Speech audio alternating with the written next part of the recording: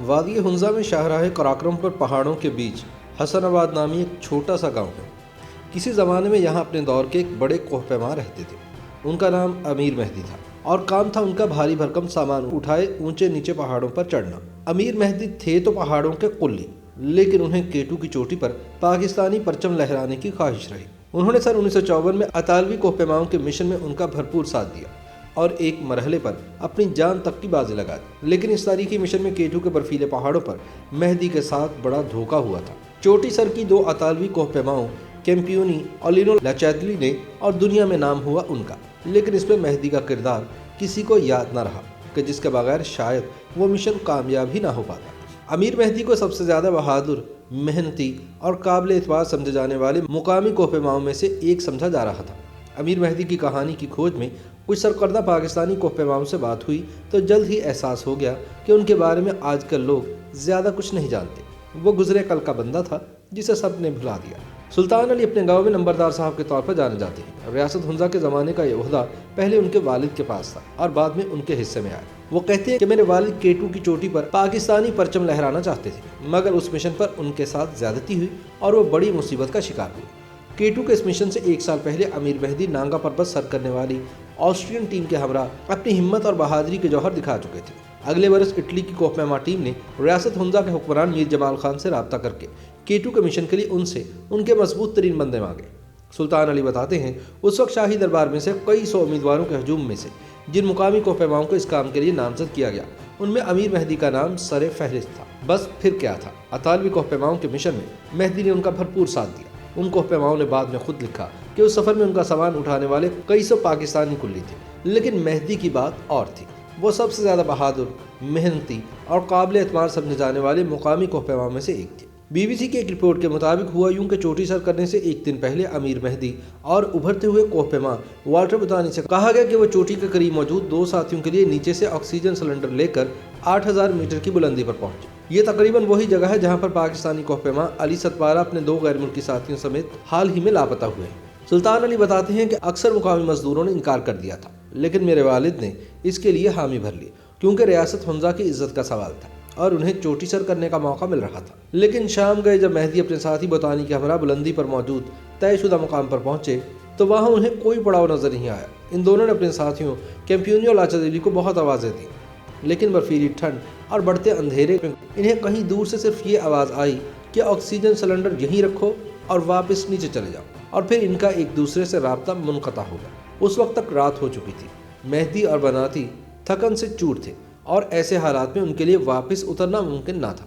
مجبوری میں دونوں کو وہ رات بغیر کسی خیمے کے برف کی سل پر -50 ڈگری سینٹی گریڈ ٹھنڈ میں گزارنا پڑی۔ سلطان علی اپنے والد کے بارے میں بتاتے ہیں کہ وہ لوگ تو موت کے لیے تیار تھے، لیکن ان کی قسمت اچھی تھی کہ بعد میں وہ اس صورتحال سے زندہ بچ نکلے۔ یہ بات کئی دہائیوں بعد ثابت ہوئی کہ اوپر چوٹی کے قریب موجود دو اطالوی کوہ پیماؤں نے جان بوجھ کر اپنا خیمہ طے شدہ جگہ سے بدل کر اوپر ایسی مشکل جگہ پر لگا دیا تھا جہاں نیچے سے آنے والے ان کے دو ساتھی نہ پہنچ سکے۔ مقصد تھا بناتی اور مہدی کو چوٹی سر کرنے سے دور رکھنا تاکہ چار نہیں بلکہ صرف وہی دو یہ تاریخی اعزاز حاصل کر سکے۔ کیمپیونی کو خاص طور پر یہ خدشہ تھا کہ اگر بناتی کو چوٹی سر کرنے کا موقع ملتا تو وہ نسبتاً کم عمر اور بہتر صحت کی وجہ سے ان سے پہلے میدان مار لیں گے۔ اگلی صبح سورج کی پہلی کرن نکلتے ہی مہدی اور بناتی نے آکسیجن سلنڈر وہیں چھوڑے اور نیچے کا سفر شروع کیا، جبکہ دوسری طرف کیمپیونی اور لاچیدلی اپنے خیموں سے باہر آئے۔ انہوں نے پیچھے چھوڑے گئے آکسیجن سلنڈر اٹھائے اور انہی سلنڈرز کی مدد سے کچھ ہی گھنٹوں بعد چوٹی سر کر ڈالی۔ نئی تاریخ رقم ہو گئی۔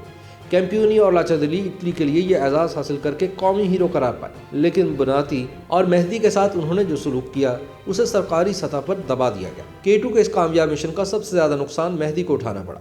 اطالوی کوہ پیما خود تو پوری تیاری اور ضروری ساز و سامان کے ساتھ اوپر گئے تھے، لیکن مہدی کے پاس بلند برفانی پہاڑ پر چلنے کے لیے مناسب جوتے تک نہیں تھے۔ برفانی چٹان پر کھلے آسمان تلے رات گزارنے کے باعث مہدی کے ہاتھ اور پاؤں بری طرح متاثر ہوئے۔